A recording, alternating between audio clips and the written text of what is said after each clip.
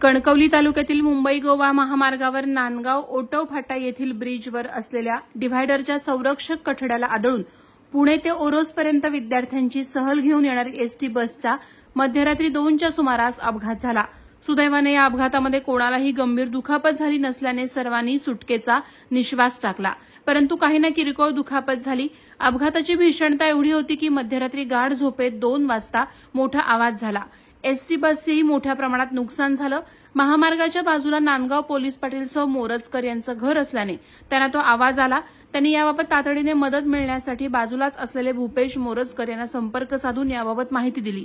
तातडीने पोलीस पाटील सौ मोरजकर, भूपेश मोरजकर, केदार खोत, प्रभाकर म्हस्कर, दीक्षा मोरजकर यांनी तात्काळ धाव घेत जखमींना मदत केली, तसंच विद्यार्थ्यांना धीर दिला। तसंच येणाऱ्या जाणाऱ्या वाहनधारकांनीही मदतीसाठी धाव घेतली। अपघातातील किरकोळ जखमींना तातडीने 108 रुग्णवाहिकेतून कणकवली उपजिल्हा रुग्णालयात हलवण्यात आलं।